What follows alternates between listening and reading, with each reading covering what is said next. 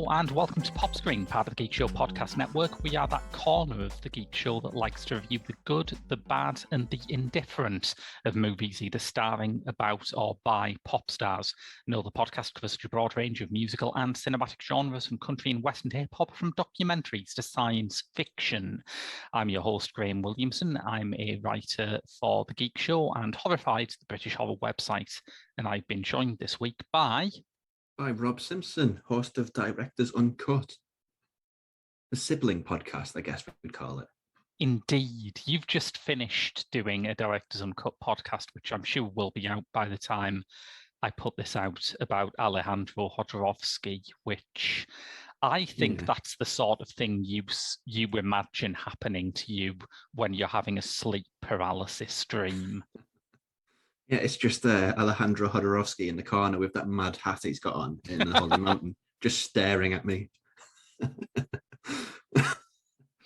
But this, by contrast, entirely an easy watch, I would say.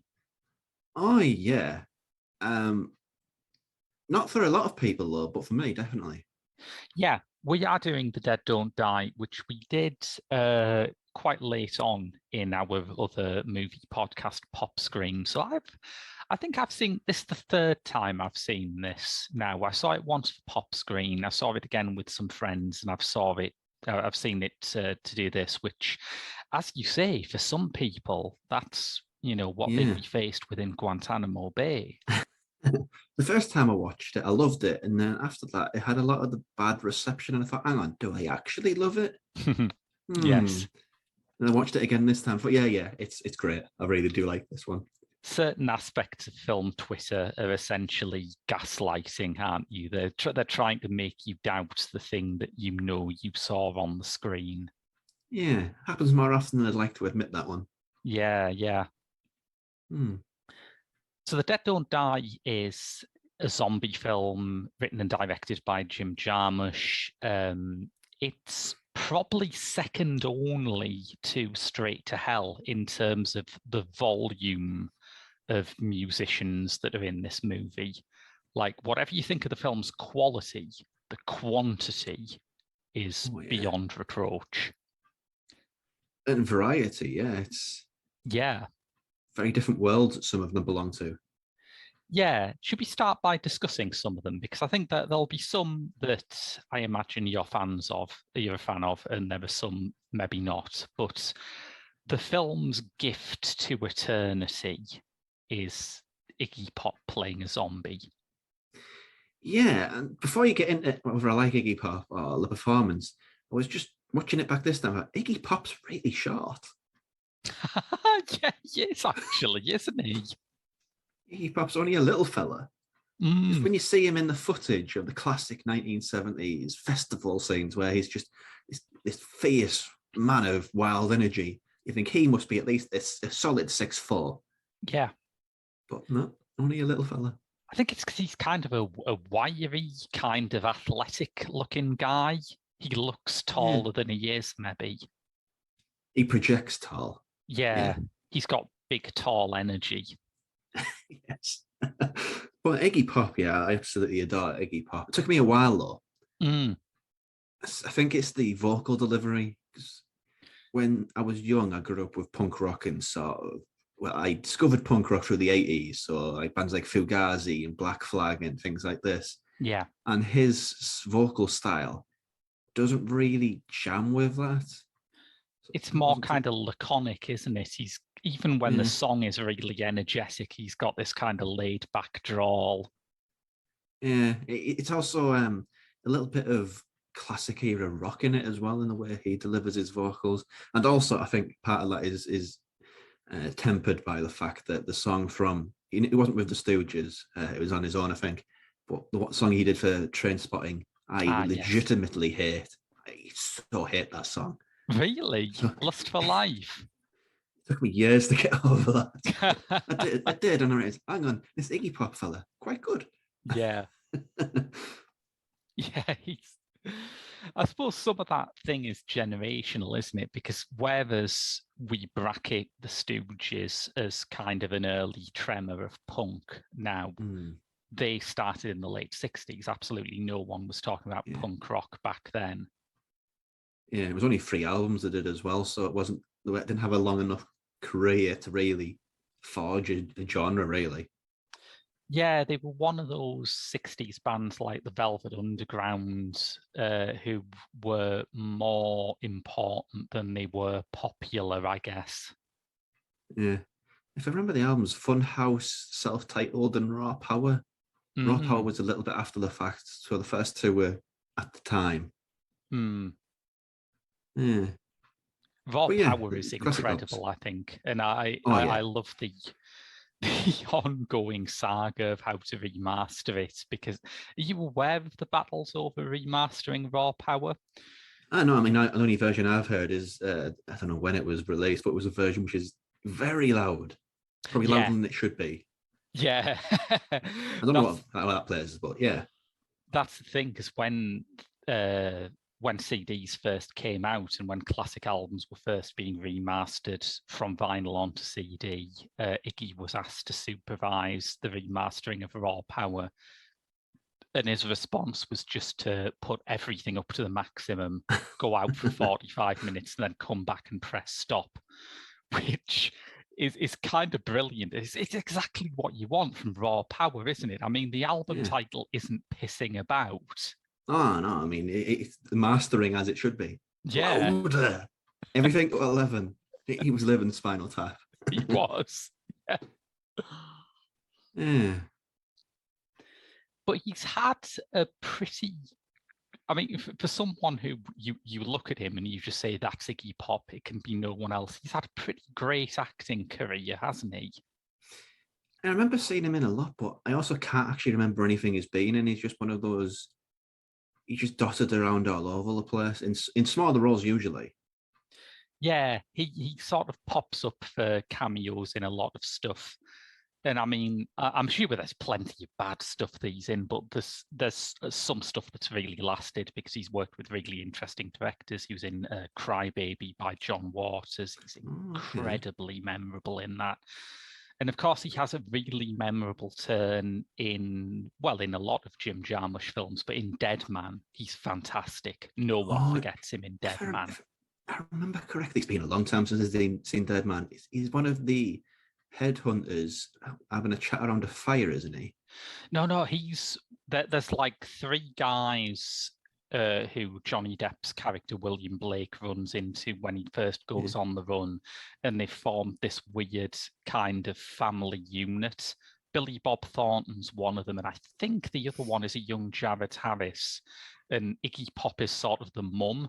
He's like in a big gingham dress for the whole thing. Oh, yeah. I really need to see Dead Man again. That is a good movie. It's so great. Yeah. And the thing about Dead Man is, I remember talking to you about this many, many years ago, like pretty soon after we first met, I think. But Jim Jarmusch has this kind of 2-stranded career, doesn't he? Where he does fairly small character studies that are, good, sometimes great. I love Patterson, but they're kind of what you expect from an indie director. But then there's this other strand of his work, which is about genre, isn't there? Yeah, and I think the people who like the genres in question, I think Dead Man's probably the exception to the rule. But the people who like the genres that he dips a toe into tend to hate it because they think, he is, for example, Only Lovers Left Alive. Yeah, it's a vampire movie. This isn't a vampire horror movie. What is this? This is terrible. I hate it. And it's the same with Only Lovers Left Alive. This isn't a zombie movie. What is this? This is terrible. This is the worst. Oh my God, burn it with fire. And he's never really engaged those movies by their own rules. He's kind of just, this is me, and I'm just doing a movie with zombies or vampires in it. Completely, yeah. I'm glad you mentioned Dead Man as an exception to that, because one of the things I love about Dead Man is it's actually the movie that made Westerns click with me. And I can say that. Because it's like, I mean, aside from the fact that it's really good, which it is, it's really, really good. But it was the one that brought it home to me that when Westerns talk about like a lawless frontier town, they actually mean there was no law there, and everyone there was actually quite mad. Oh yeah, and I don't know if that was the one that made them click for me in any way, but to me, westerns are always it's your dad's favorite thing. They're not a cool thing. It's your dad's favorite thing. And you see movies like Dead Man, it's like, ooh, actually, Yeah, this is good stuff. yeah. It makes that feel relevant. Whereas with something like The Dead Don't Die, I mean, zombie movies did not need any help to be relevant at this point. I do think they did need help to be relevant, because it's relevant in the sense of they've broke through in the pop culture, but they've broke through in such an extent that everybody's tired of them. There's nothing left to say. I'm really sick of this stuff. Do something new for me. So yeah, it's kind of like an anti-relevance. It's already relevant, but making it relevant in a way beyond just fatigue.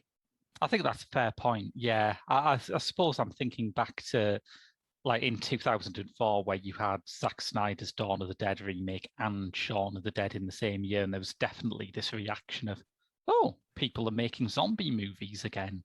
It's like no one felt like that when The Dead Don't Die came out. There was, as you say, probably more of a sense of, why won't people stop making zombie movies? Yes. Oof, another zombie movie. Yeah.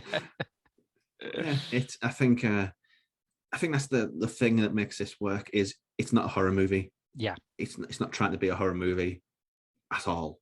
It's a comedy movie in Jim Jarmusch's worldview and universe. And yeah, with that, it's a resounding success for me. No, I absolutely agree. And I think if, something like Shaun of the Dead is a very funny movie, I think it probably works best as a comedy. But if you go into it because you love zombie movies, you'll still be happy. It works as that as well. But you're right, this is absolutely a comedy. And I think that a lot of the people who disliked it were expecting it to have something to say about zombies or something to do with the genre, when it doesn't really. It's just a pretext. It's a hangout movie. And I will say this, I had no idea that Adam Driver was so funny. Yeah. His timing. Oh, wow, his timing. Everything he said almost had me. Adam Driver's voice is one of American cinema's great modern treasures. And I think that the best example of it is the bit where he first suggests that these killings might be the work of zombies. And he just spends ages trying to convince Bill Murray of it, going, ghouls, the undead. It's so great. Even punchlines, I think he has the third run it. Says, what caused that? Was it an animal? A series of animals?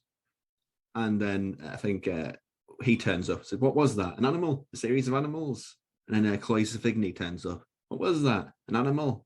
A group of animals? And it's not a punchline in any way, but it's just that laconic way. And I think it's when Adam Driver says it with his inimitable voice that it's like, yes, this is a funny bit.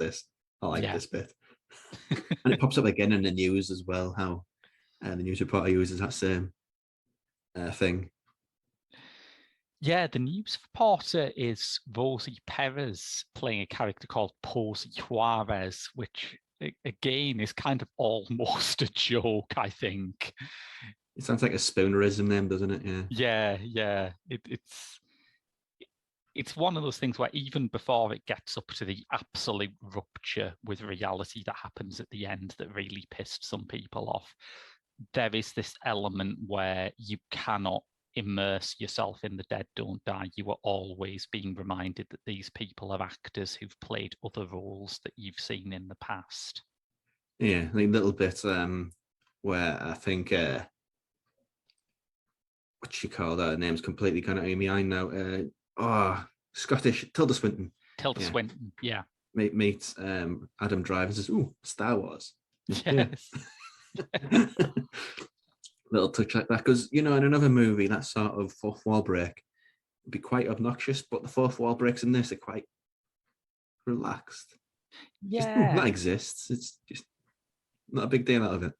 I think some of them are surprisingly subtle. Like, it was only on this viewing that I realized how funny it is when Larry Fessenden who plays like a motel manager, is talking to Bill Murray and Adam Driver about how the people staying with him are hipsters, and he just spits out the word hipsters, which is quite funny anyway, because it's like a weird priority to have in the middle of a zombie attack. But Yes. Fessenden, Driver, and Murray have all had phases in their career where their film work has been kept afloat by hipsters. So there's a kind of nice meta element to it as well. I mean, Jim Jarmusch, as far as hipster filmmakers go, he's your alpha dog, really. Yes, yeah. He's so hipster, he was hipster before hipster was a thing. Yes, he was. But yeah,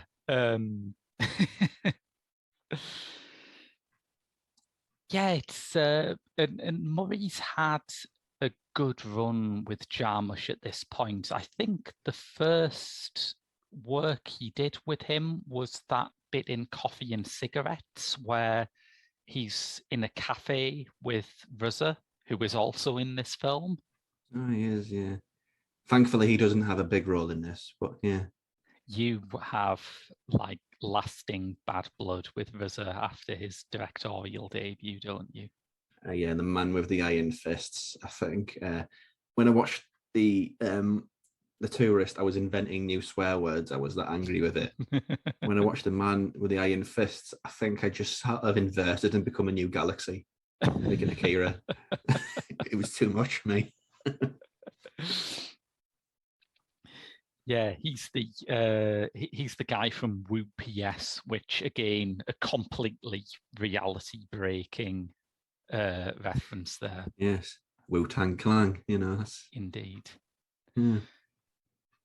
But it's sort of one of the things that sometimes when you like a film, you can separate the criticisms into things that are obviously just dismissible, things that you just don't agree with and don't take seriously, and things where you think, oh yeah, I can kind of see your point there.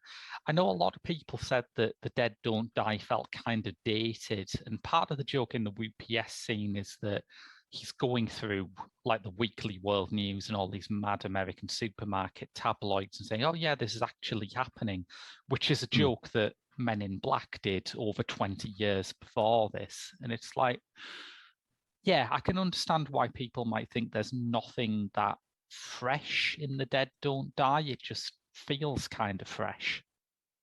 Yeah, I think it's just the pacing and the delivery really that makes it timeless. I how do I word this? There's a lot of movies that are very proud in their script. Yeah. It doesn't really have that feeling about it. It just feels quite incidental and improvisational. So it feels like an inside joke that you're in on, which is always risky with these kind of all-star movies. Like, I haven't ventured to watch that new Judd Apatow thing on Netflix yet, but the Button or something. Yeah, The Bubble. Yeah, that's it. Yeah, but it can very easily look smug. But this is just a goof, and it's not pretending to be anything other than a goof, and it's it works on that level, I think. Yeah, it's just little things as well, like for no reason whatsoever. It's not set up. Tilda Swinton is a heavily Scottish. She's a Scottish woman anyway, but I was amazed when I found that out, by the way. I had no idea. She's just sort of nationless. That is one of those things, isn't it? That's like the sort of our generation's equivalent of like Gen Z hearing Jodie Comer talking Scouse and thinking, what the fuck? But when I found out Tilda Swinton was Scottish, like, wow. I don't know anything, but she plays a mortician, basically. And there's just a little scene where she's introduced, as you do, with a mortician from Scotland, just messing around with a samurai sword, as you do. Yeah. And her next scene, she's making up two dead bodies, basically like survivors of the glam era, for no reason whatsoever. She's just doing it. Characters make no logical sense, but you can see the actors having like so much fun with them. And I think it may not surprise you to hear that Swinton suggested quite a lot of her character's tics to Jarmusch. They feel authentically Swintonian, I would say. I'm happy that she did that. Yeah, it's on brand for her. Absolutely, yes. But before we see any of this, of course, the first music star that we see is Tom Waits, playing Tom Waits. Yeah. Well, I can't remember the name he's given, sort of like Homeless Bill or something. Hermit Bob, isn't it? That's it, yeah, Hermit Bob, that sounds right. Where is it? Where is it? Hermit Bob, yes. Yeah, he seems sort of like a narrator in it, doesn't he? He's living Yeah. outside the town and just saying, this ain't right. Ooh, the end of days is upon us, and pinching Steve Buscemi's chickens. Well, yeah, or is he? Because there is a mass animal exodus early in this film, which could well be a more believable culprit. He is eating a chicken at the end of it as well. He says, those are good chickens, he says, towards the end. So I just assumed he pinched one and he just blamed it all on the mass exodus. Maybe, yeah. I think it's telling that the campfire that Bill Murray and Adam Driver find at the start has a dead squirrel next to it, but no dead chicken. I think that is one of approximately 3 subtleties in this film. Yeah. But as for his music, I'm not sure what I think, really. Yeah. Because his voice is second to none. It's so blues. It's so one of a kind. It's hard not to be swept up in it. But I've never really got into his music all that much. I love his voice, but the music, I just don't know, really. I think that Waits is another guy who I guess there's kind of 2 strands to his work. There's a strand to his work that is close to a kind of, it's like a twist away from being a conventional singer-songwriter. You know, he still sounds like Tom Waits. He can't sound like anyone else, but there's a part of his work where you can more appreciate that he is as good as anyone in the world at sitting down at a piano and writing a blues song. And then there's the completely bananas industrial kind of 9 Inch Nails before 9 Inch Nails were 9 Inch Nails side to his work, which I have a lot of time for. I love that shit. I think it's incredible. He's an enigma, really. But yeah, it's just like I haven't had that sort of lightning bolt breakthrough moment with him, I don't think. There's a couple of albums that I would recommend anyone tried, although they do kind of lean towards that more kind of abrasive side of his work that I've said I like. But Bone Machine and Blood Money, I would say, are worth checking out. And if you like them, there'll be more to explore. In my younger and punkier days, when I probably wasn't quite as musically open as I am now, I tried, what is it, Swordfish Trombone? Swordfish Trombones, yes. And that I tried to like it, but it just didn't click. Swordfish Trombones is up against some stiff competition, probably the weirdest thing that he's done. And it has that kind of status like Trout Mask Replica in Captain Beefheart's output, where it's famous not because it's the accessible one, it's famous because it's the furthest out there he ever got. Okay. Yeah. I dip my toe in the worst place to dip my toe. Because that happens. And I sort of admire that it is possible for an artist's classic album to be the craziest one. But I had the same problem with Captain Beefheart. I listened to Trout Mask Replica and I just thought, what the fuck is this? Because even when you've listened to quite a lot of Beefheart, that is a really alienating album. It is really quite unpleasant in a lot of ways. It's always the risk you get with those artists with monumental film discographies, like The Fall, for example. Where'd you start with The Fall? Where'd you start with all these mega bands? And usually, when you look at these lists, it's always the ones that stand out most, and the ones that stand out most probably aren't the best places to start.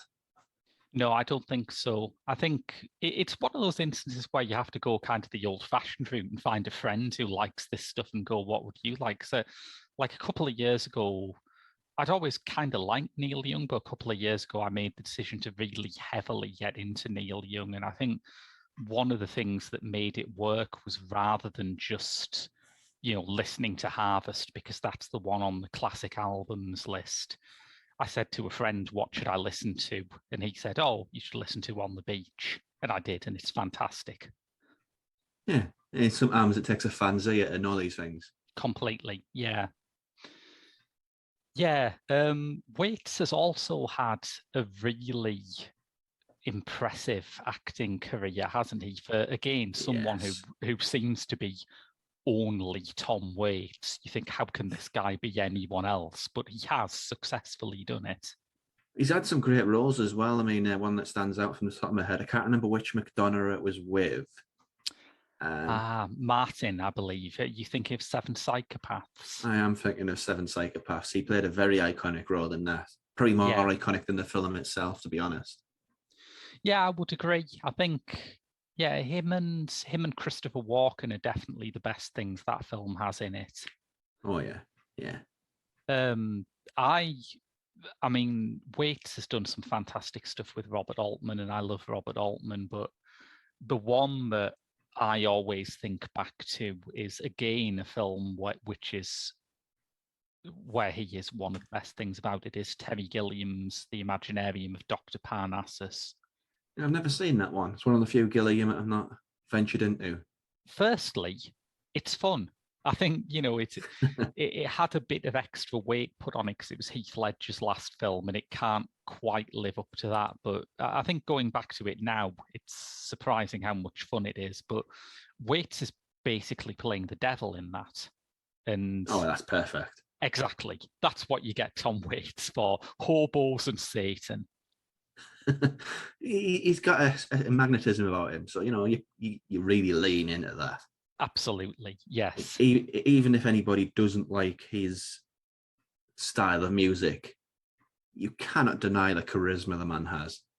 No, completely. Yeah. Yeah.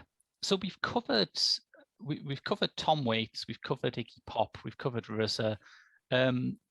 We still have like the fourth point of the major stars, and it's someone who I never thought I would see in the same context as Iggy Pop and Tom Waits. But Selena Gomez is in this film. Yeah, that's a odd fourth side of the square, isn't it? It really is. Yeah. I mean, first off, maximum respect to her for doing this. Yeah, I mean, it's not the most out there thing. She was in Spring Breakers, was she not? She was, yes. That was her. I'm being a rebel. I'm not a Disney, whatever they call those actors who come from the Disney school. I'm not one of those. Yeah. I'm a real actor. I'm going to do this mad movie with this weird guy who's got a character called Alien, and it's a headache-inducing film. It really is.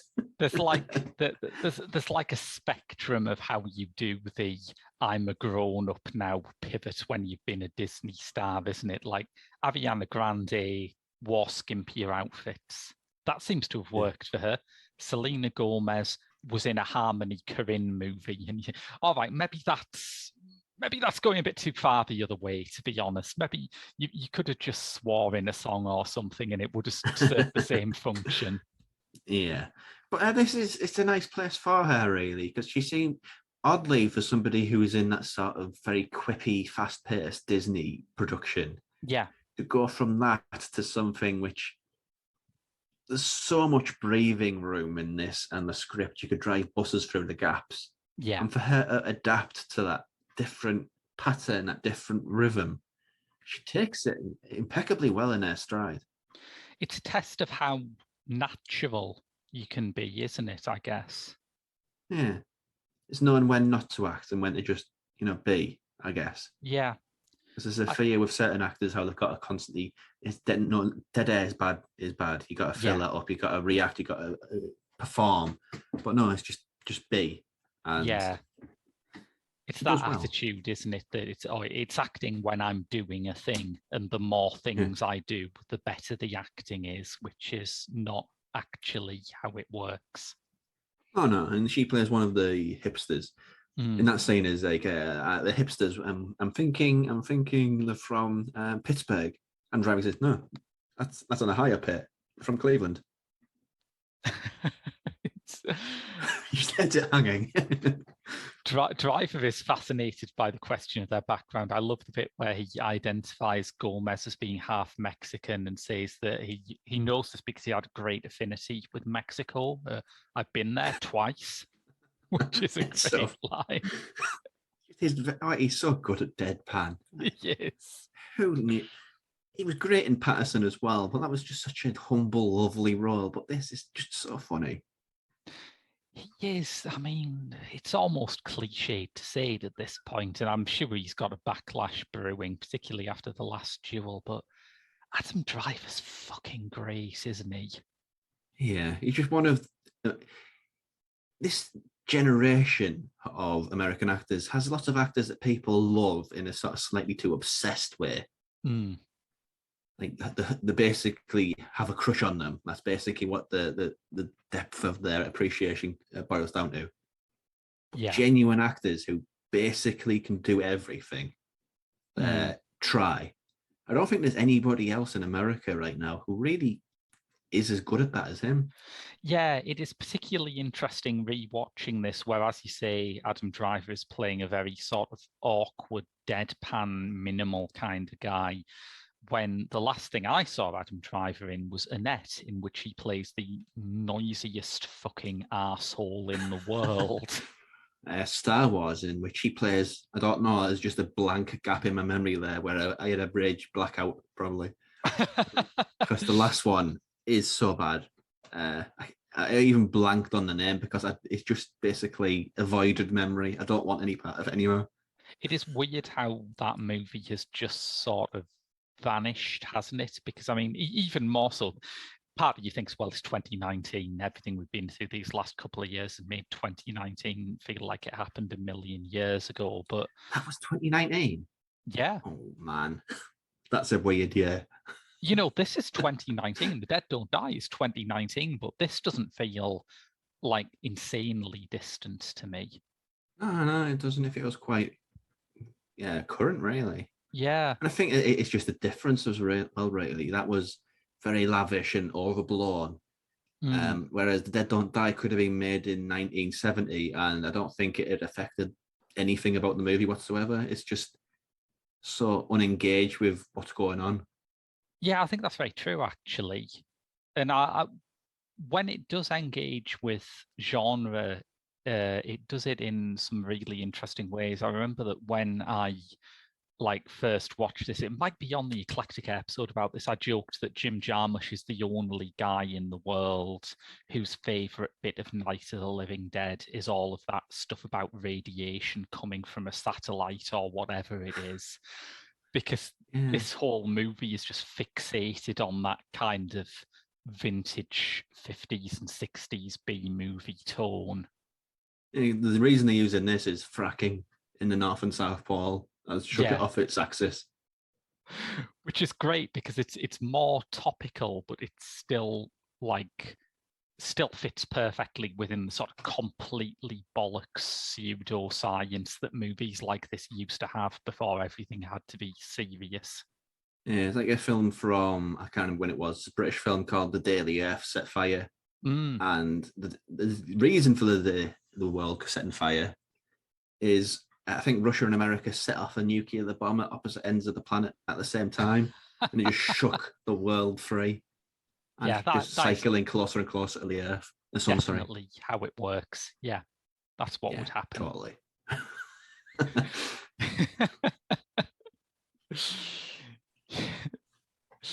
That's great. I love nuclear paranoia because nuclear paranoia movies are either far too paranoid like that, or weirdly not paranoid about this stuff at all. I You know, love the it's other ones as well. There's a giant ant movie called Lem, I think, them. where at the end this lead scientist turns to the camera and basically blames the audience for stuff like this potentially happening. It's like, wow, cool. And some people had that problem with The Dead Don't Die. Some people felt that all the stuff about, climate change and consumerism was a bit finger pointy, but I didn't. I think, firstly, if you can make a feel good movie about the climate apocalypse, that's Hold on, impressive. hold on. Hold on, People hold on. Yeah. thought the consumerism was a bit finger pointy. Yeah. You just said that, yeah. Yeah, I read Have, that. have those people watched the Dawn of the Dead? No, hang on. Yeah, Dawn of the Dead in the last however many years.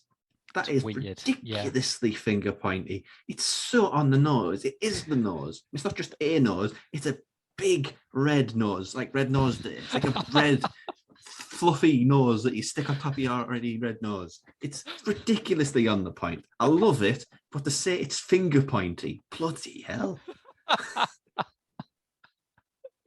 Yes. Yeah. I mean, I could leave it at that because that's exactly right. But it's like, the other thing is, I think to make that charge, you have to hyper focus on a few bits of it where, like, the zombies are saying something like Wi-Fi or something like that. But Iggy Pop's zombie just wants coffee. How can I don't think Jim Jarmusch is angry at people for liking coffee. I don't think he thinks that's a social problem. And Carol Kane goes Chardonnay. So, I don't think she's mad for wanting that either. Or Jarmusch doesn't suggest it anyway. I mean, Caval Kane's appearance is one of those things where, and there are a lot of things like this in The Dead Don't Die. On one level, the only joke is we got Caval Kane for this bit. But if you're going to make a joke where the punchline is it's Caval Kane, having Caval Kane as a zombie craving Chardonnay is brilliant. It is as well. It's like a little. I don't know whether she meant to do it, but when Bill Murray shoots at her, she actually jumps from like does that. She reacts like a normal human would. I don't know if it's in character for the zombies because the zombies are weird. There's not like a lot of blood. You cut them or shoot them, and sort of ash comes out of them. Yeah, I think she reacts weirdly like an actor thinking, "Oh hell, that was close." Yeah. I've made this point before, but my theory is that every single Caval Kane film and television appearance could be spliced into Unbreakable Kimmy Schmidt as a flashback to something that has happened to Lillian, and no one would notice the difference. Yes, that's for this especially. It's on the nose, perfect. There probably has been a bit of time where Lillian was undead. Well, given what she got up to with her husband, yeah, probably. But yeah, she is great, Caval Kane. I love her, and I was really happy seeing her in this. There's a few, because it's such a stacked cast, there are still a few people that we haven't mentioned. We briefly touched on Steve Buscemi's role. I think there is a buried joke in this that I hadn't noticed, but I just noticed this when I was researching it for this podcast. He tends to be called Frank in the movie. His full name, Frank Miller. Oh. Well, that's not very thinly veiled, is it? No, there's no question of who Jarmusch might have been thinking about when he wrote that part. So if you've not seen it, he's wearing a red cap, MAGA style cap, that says "Make America White Again." So he's not exactly being, subtle, beating around the bush there. It's actually slightly better than that. The cap says "Keep America White Again," so it doesn't even work grammatically. It doesn't, no. And we introduced him with Danny Glover as well, who's just on charm overload in this movie. Yeah, and I wonder about Danny Glover. Part of me thinks that he consciously stepped away from the game, because there was a point in the noughties where, if I was reading about Danny Glover, it was probably because he was producing a film by Elias Suleiman of what's that Malian guy, Abderrahmane Sissako. So Oh, you're well into this more than me, but yeah. And yeah, his acting roles tend to be with actors or talents that he believed in, because he was also in Boots Riley's Sorry to Bother You as well. Oh, he wasn't he? Yeah, which Who we're going to have to do teaches. one day. I know Oh, every time we meet, we always say we should do a Sorry to Bother You episode, but it's got to be done. It's got to be done. I think, I can't remember who the main character is in that, but he teaches him White Voice, Danny Glover. Yeah, Lakeith Stanfield, isn't it? That's the one. Yeah. Keith Stanfield is great. I don't know why I forgot him. Yeah. Yeah, I'd forgot he was the guy, the guy who sort of has the pivotal moment in this. There's also one actor in here that, I mean, I say it wasn't famous. It was certainly not known to me when I first watched this, but is now more prominent. One of the three hipsters who's traveling along with Selena Gomez is Austin Butler, who was in Once Upon a Time in Hollywood as Tex Watson, the guy who had the unfortunate encounter with the dog, and will soon be seen in Baz Luhrmann's Elvis biopic, which we're not going to do for Pop Screen. Not at all. Never. Is he playing Elvis, by the way? He is playing Elvis, yeah. Isn't Kurt Russell? Get him. He's not done it before. He'd be great. Actually, no, that's a lie. He did one with John Carpenter, I believe. Was it John Carpenter? I think it was, yeah. There's like an Elvis TV movie they did really early on. Apparently, he was very good as Elvis. It's a weird thing to do now, I think, because there's been 1,001 Elvis biopics, and it's a great story, but I don't know if there's like, why do it now? What does it mean to people now that you would do this story again? Because it's slightly too far in the past to be nostalgic, unless you're specifically targeting people over 70, which I can't imagine they are. I think you want to make your money back at some point. Oh, no. It's a weird choice. Another actor, which I think you might have forgot, is Caleb Landry Jones, who plays the owner of I think it's Bob's Gas and Stuff. Is it Bob? Who's basically a petrol station, but he also sells a load of comics and horror things. He's got a T-shirt with Nosferatu as well. Yes. He's one of the few characters in it where you think, oh yeah, I can imagine that character sort of turning up in another horror movie, in a more horror movie, I guess. Yeah. If you're going to call this a postmodern aware horror movie, which I'm not, it's aware, yeah, sure. But if you were going to do that, he's basically Randy to Scream in this. Yes. The one who explains all the rules. Yeah, I think that's a fair comparison. And I, again, at the risk of making this episode an unbroken festival of gushing, I really love Caleb Landry Jones. I think he's got this really weird, squirrely energy that I always enjoy seeing. He's a little Steve Buscemi in him, I think. Yeah. Oh, that's a good call, actually. Yeah. Let's have that. I don't like calling somebody weird for the looks because it's so horrible. Some people do use that sort of term that describes Steve Buscemi as that weird-looking actor, and I think, come on, he's right there. He's a human being, treating reasonably. Yeah. But Hollywood has a very narrow perception of what leading men look like. Yes. And he will forever be in the group which isn't that. And I think so far he's had a very good eye for roles. Completely, yeah. He's in the new Justin Kurzel film, Nitram, which I'm really excited about because that looks like a big, meaty role for him. But I also think Caleb Landry Jones is just one of those guys who has like the acting equivalent of being born under a good star. Because do you know what his first screen appearance was? He was the little kid on the tricycle who tells Javier Bardem that he's got a bone sticking out of his arm at the end of No Country for Old Men. That's an incredible start for any actor. Yes. I hate to say it all downhill from there, but kind of. Yeah, he's very good. I think one of my favourite strands of this film, despite, having gushed over every single actor in this movie, one of my favourite strands of this film is the one that's the least starry, which is the three kids at the juvenile detention centre. Yeah, yeah. That's the one issue I have with it is that seems unresolved. Yeah. They say, come over here, we've got somewhere that'll be safe, and then they run off and you never see them again. Yeah, and I think maybe part of the reason why that feels a bit like a loose end is that it's the one strand of the film that made me think, oh, I could watch a whole movie of this. Like Tilda Swinton's character is great, but Tilda Swinton's Yes. character only works in the context of a big ensemble comedy, and so do most of the other ones. But I would, if someone out there wants to rip this off and just make a whole movie about three juvenile delinquents trying to escape zombies after all of the staff of the detention center have been killed, I would watch that. That would be fucking great.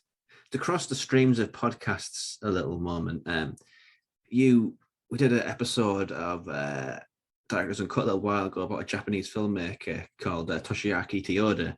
One of the movies there was Blue Spring, and you said then, there should be more juvenile delinquent movies. So you're being consistent. You're being consistent with this, and I would love to see that because there's not enough juvenile delinquent movies. Because I think that term's kind of become a bit poisonous. But Yeah, it's like these three little scamps. Yeah, more like that. Love more like that. Yeah, just some zombie themed rascalry. If we could have that. It doesn't need any gore. Just them, messing about, being teenagers. Scrumping. Yeah. Yeah. Gadabouting around town, doing stuff.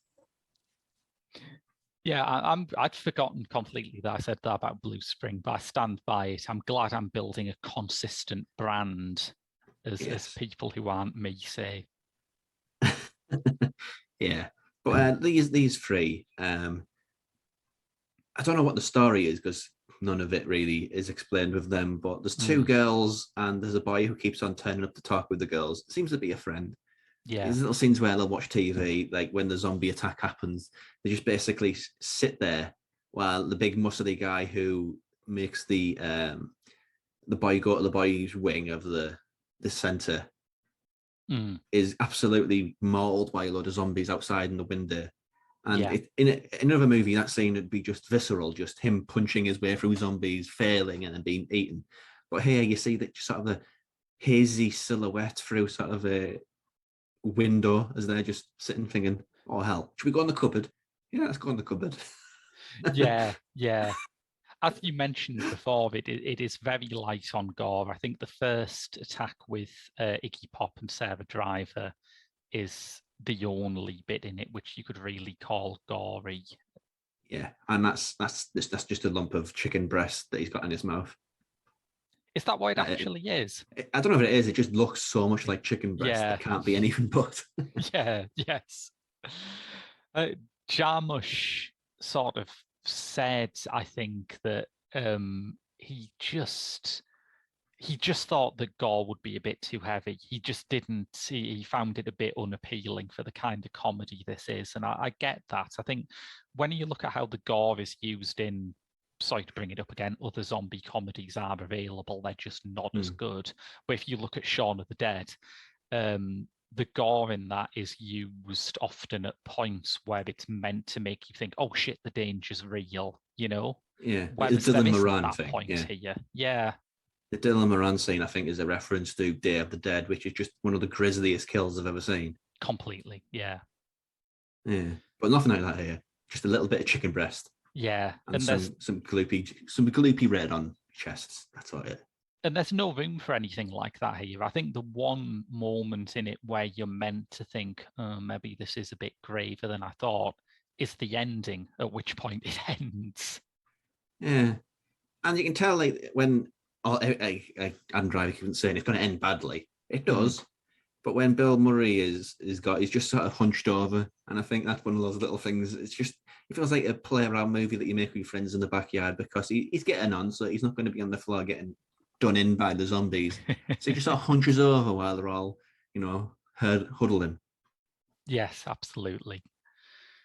But also just on the chemistry between them two, I absolutely adore it. There's a bit where Adam Driver kills his first zombie, And Bill Murray says, "Heck of a swing you got there. Did you used to play for the local baseball team?" So, oh yeah, like this season, that season, that season. He just decapitated somebody. But he's complimenting him on his baseball swing. It's just the chemistry. It's delicious. They're well matched, and it's hard to really match someone with Bill Murray. I think when you look at his most sort of prominent roles, it's always been as part of an ensemble, whether that's in something like Ghostbusters or whether it's, Wes Anderson movies now contain everyone. I think I've been in at least 3 Wes Anderson movies, and I've just forgotten about it. But it's my biggest problem with Wes Anderson movies. But yeah, I'll bring that up on another occasion probably. Yeah, no, I get it. I think it can be kind of distracting in something like The French Dispatch, where you've got Elizabeth Moss there for 3 lines. But yeah, anyway. Yeah.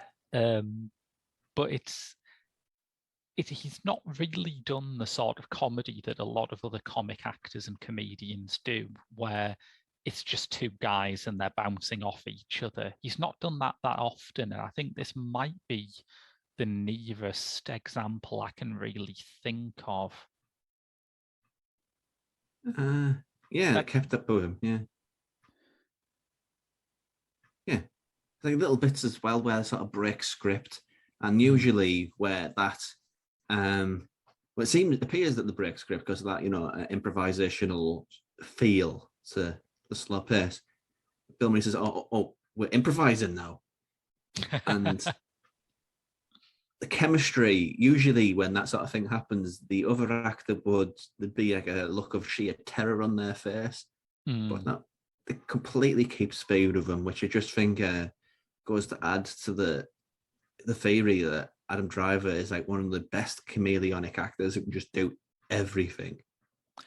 Yeah, he always seems so immersed in everything that he does. And normally when with people like that, you can catch them acting, but with Driver, you never do. There's never anything show-offy about his acting. In the biggest roles, in the smallest, they all feel very real and lived in. I mean, the first thing that really made me sort of sit up and take notice to him was Inside Llewyn Davis, which is not a huge part, but man, it's a memorable one. That's a weird little segue you've offered me there as well, because that song to sing there is very similar to the song that is very consistent, the theme, as Adam Driver puts it. That's a very familiar song because it's our theme. Sturgill Simpson, The Dead Don't Die, which pops up over and over and over again. Yeah, it does. And Sturgill Simpson actually has a cameo in this film. He's the 5th of the musicians in this, but somewhere around the middle, there's like a big ensemble scene with lots of zombies attacking shops to get the consumer goods they want. And there's one zombie that's like slouching along, dragging a guitar behind him, and that's Sturgill Simpson. He just singing guitar, he's saying, sorry. Yes. Yeah. That's a nice little detail. I do like that. I like that. I've never properly got into Sturgill Simpson's movies, but I have listened to the episode of Trillbilly Workers Party podcast, which is just a long interview with him, and it just starts with him talking about how much he hates hillbilly elegy, which he won me over then, to be honest. I don't need to listen to his music. I feel bonded to him in hate. Yeah, but honestly, the thing that really comes away from me in this one is I don't know why people hate it. It's just lovely. It's a sort of hangout movie.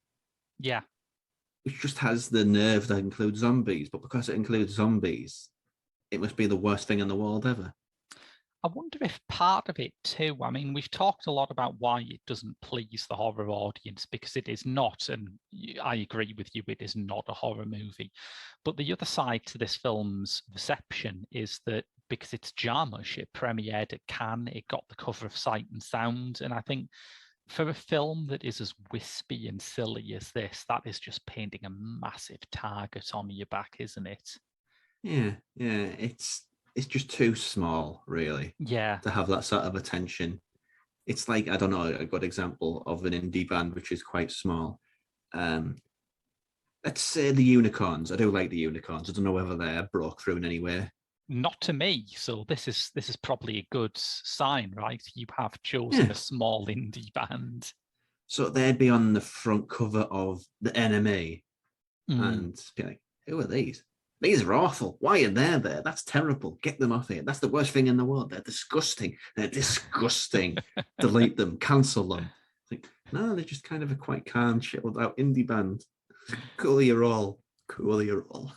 I think there are so many stories from like music and cinema, like of things being rolled out in a way that makes it hard to understand the intention behind them. My favorite one is Wah Wah, an album by James, where they'd been working with Brian Eno on an album. I think it was Laid they were working with him on, and that was quite a big hit. But Eno also said, the stuff where you're just jamming in studio is interesting. You should release a double album where the second half is a look at that side of your work. But the label disagreed and released the jamming album as its own thing, like about a year later. And people picked it up after they'd had this big hit album and just said, what the fuck is this? What? Yeah, I can imagine. Because those jam sessions are not really good music for anything. No, It's just no. some musicians dicking about, really. They're interesting if you're invested in the band, but asking someone to pay for it as like an actual finished album is just, yeah. Make hay while the sun shines, I guess. I guess. But that's maybe kind of what The Dead Don't Die is. It's Jim Jarmusch and all of his friends having a sort of movie jam session, and it is really thoroughly likable, I think. All right. If you're on the right page, it's Yeah. absolutely lovely and adorable. But if you're not, well, what you're watching it for, really? Of all the movies that jump into Jim Jarmusch with, you really picked poorly. You've picked the Swordfish Trombones of Jim Jarmusch movies to start off with. Yes. Yeah, full circle there. I don't know what you'd start with, honestly, but probably Dead Man. But Dead Man's a good one. Yeah, I know some people started with Down by Law, and that seemed to work pretty well with them. I think I started with that one, which also stars Tom Waits and Robert Lurie. Oh, John Lurie. Yeah, John Lurie and Roberto Benigni, who Jarmusch had a miraculous ability to make Roberto Benigni tolerable, didn't he? He did. And then, we like Roberto Benigni, and then he made Life is Beautiful. Oh, no. Go away. Behave. Yeah, absolutely.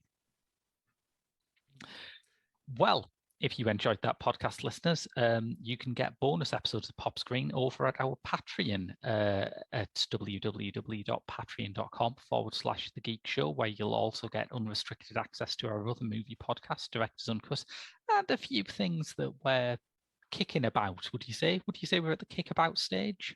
We're certainly at the kickabout stage, yes. Yes. There will be more coming.